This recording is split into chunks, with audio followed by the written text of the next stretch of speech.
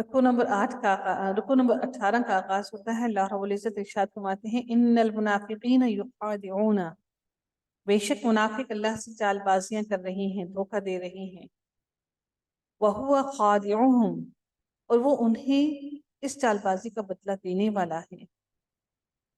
وَإِذَا قَامُوا إِلَى الصَّلَاةِ قَامُوا كُسَالَىٰ، کہ جب کبھی بھی یہ نماز کے لیے کھڑے ہوتے ہیں تو بہت سستی دکھاتے ہیں۔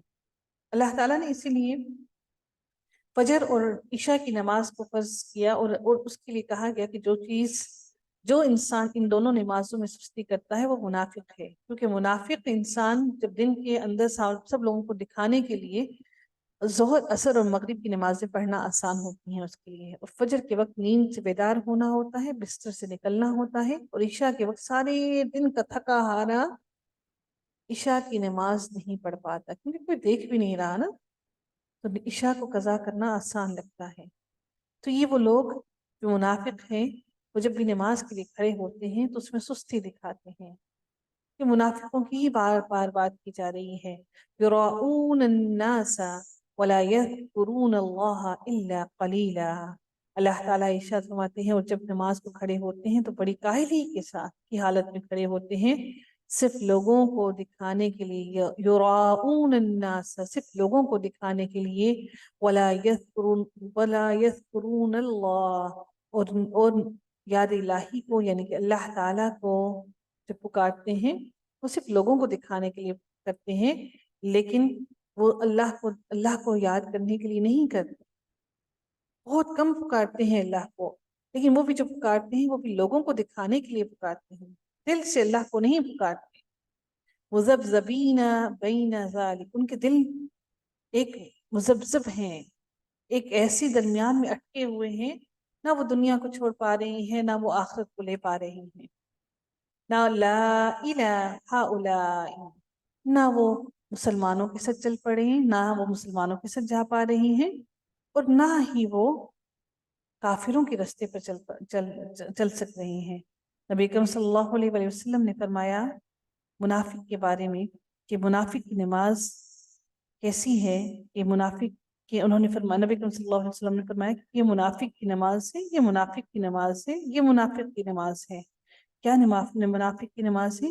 کہ یہ منافق بیٹھا ہوا سورج کا انتظار کرتا رہتا ہے یہاں تک کہ جب سورج شیطان کے دو سینگوں کے درمیان طلوع کے قریب ہو جاتا ہے تو اٹھتا ہے اور 4 ٹھونکے مار لیتا ہے، بیٹھا رہتا ہے، وقت کو دیکھتا رہتا ہے کہ ابھی وقت ہے، ابھی وقت ہے، ابھی میں نماز پڑھ سکتا ہوں۔ یہ منافق کی نماز ہے۔ جیسے ہی نماز کے لیے اذان ہوئی، اٹھ کھڑا نہیں ہوتا اپنی حاضری دینے کے لیے اللہ کے سامنے۔ تو یہ لوگ جو منافق ہیں یہ مولک ہیں، ان کی قدم ڈگمگا رہی ہیں، لٹکے ہوئے ہیں، نہ پوری طرح سے دین میں شامل ہو پا رہی ہیں، نہ دین سے نکل پا رہی ہیں۔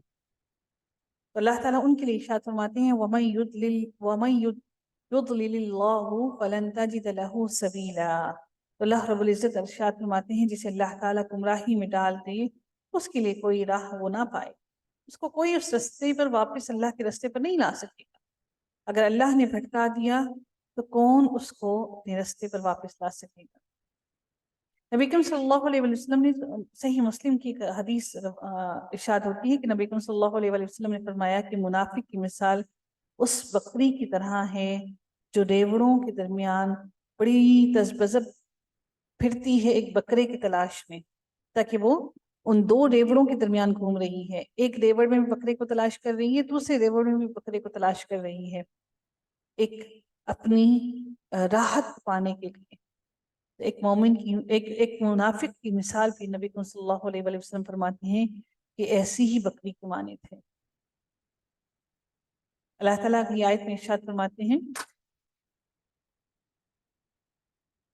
یا ایھا الذین آمنوا لا تتخذوا الکافرین اولیاء من دون المؤمنین، اے ایمان والو مومنوں کو چھوڑ کر کافروں کو دوست نہ بناؤ۔ اتریدون ان تجعلوا للہ علیکم سلطانا مبینا، اللہ تعالیٰ ارشاد فرماتے ہیں کہ کیا اب اگر تم دوستی کرو گے تو اس کا مطلب یہ ہے کہ تم اللہ کو یہ دلیل مہیا کر رہے ہو کہ تمہیں بھی سزا دے سکے۔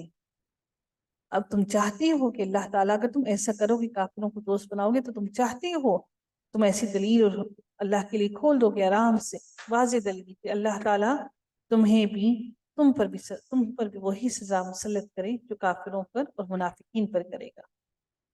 ان المنافقین فی الدرک الاسفل من النار. اب منافقین کے لیے اللہ تعالیٰ نے جہنم کا سب سے نچلا درجہ جو حاویہ ہے وہ تیار کر دیا. اب ان کی سزا بھی اللہ نے بیان کر دی. وَلَن تَجِدَ لَهُمْ نَصِيرًا. اے نبی آپ ان پر کسی کو بھی مددگار نہ پائیں. اعاذنا اللہ منہا. اللہ تعالیٰ ہم سب میں سے کسی کو بھی ان منافقین میں شامل نہ کرے. اللہ تعالیٰ ہم سب کو جہنم کی گہرائی میں نہ داخل کریں.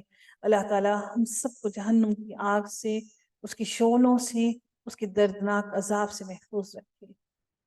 إِلَّا الَّذِينَ تَابُوا وَأَصْلَحُوا وَاعْتَصَمُوا بِاللَّهِ وَأَخْلَصُوا دِينَهُمْ لِلَّهِ. لیکن وہ لوگ جنہوں نے توبہ کر لی اور اصلاح کر لی اپنی اور تھام لیا اللہ کو. کس طرح تھام لیا؟ اللہ کی رسی کو. اللہ کی رسی کا ایک سرا اللہ کے ہاتھ میں اور دوسرا سرا آپ کے ہاتھ میں ہے اور وہ سرا کیا ہے؟ قرآن ہے. ماشاء اللہ سے آپ سب لوگ ان لوگوں میں شامل ہیں کہ آپ کوشش کر رہی ہیں اللہ کو تھامنے کے لیے، اللہ کی رسی کو تھامنے کی. اور جن لوگوں نے توبہ کر لی، اصلاح کر لی اور اللہ کی رسی کو مضبوطی سے تھام لیا، وَأَخْلَصُوا دِينَهُمْ لِلَّهِ، اور انہوں نے خالص اللہ ہی کے لیے دی، اللہ ہی کے دین کو اپنی ساری نیتوں کو خالص کر لیا. تو اللہ تعالیٰ ارشاد فرماتے ہیں فَأُولَٰئِكَ الْمُؤْمِنِينَ مَعَ الْمُؤْمِنِينَ. تو یہی لوگ مومنوں کے ساتھ ہیں جنہوں نے یہ سارے کام کیے، اپنی نیتوں کو بھی خالص کر لیا، اللہ کی رسی کو بھی پکڑ لیا اور پھر توبہ بھی کر لی اپنے سارے عمل سے اور اپنی اصلاح بھی کر دی. وہ سارے کے سارے لوگ مومنوں کے ساتھ ہیں، مومنوں کے ساتھ کھڑے ہیں. وَسَوْفَ يُؤْتِ اللَّهُ الْمُؤْمِنِينَ أَجْرًا عَظِيمًا. اور عنقریب اللہ تعالیٰ ان سارے مومنوں کو بہت بڑا اجر عطا کرے گا. اب اس کی بڑائی بھی اللہ نے بیان نہیں کی، یہ اللہ نے چھوڑ دیا، چھپا لیا. اب وہ اجر کتنا بڑا ہوگا؟ اللہ کی وسعتوں کے مطابق. جتنی اللہ کی وسعتیں ہیں اور ہم جانتے ہیں کہ اللہ کی وسعتیں لامتناہی ہیں.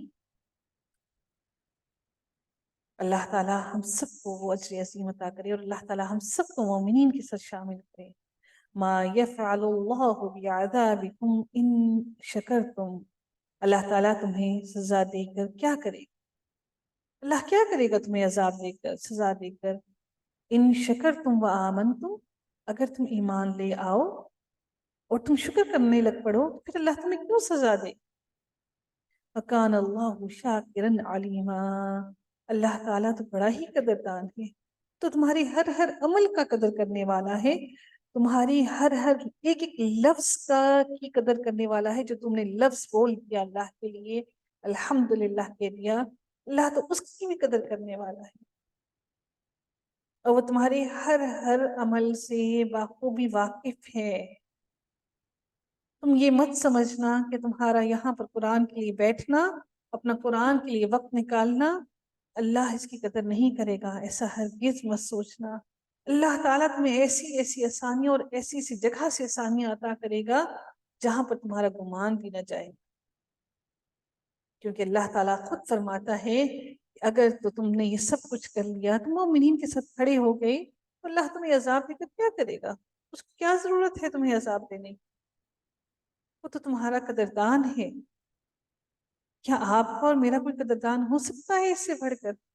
تو کیوں نہ اس قدردان کو، کی رسی کو تھام لیں، کیوں نہ اس کے لیے خالص کر لیں اپنی نیتوں کو، اپنے وقت کو. جب یہ سوچیں گے نا تو یقین کریں کوئی بھی عمل، کوئی بھی کام بوجھ نہیں لگے. اتنی بڑی بڑی دعوتیں ہم کر لیتے ہیں، بوجھ نہیں سمجھتے. تھوڑا سا اللہ کے لیے مشقت کرتے ہیں، کوشش کرتے ہیں تو بوجھ لگتا ہے، کیونکہ شیطان بھی تو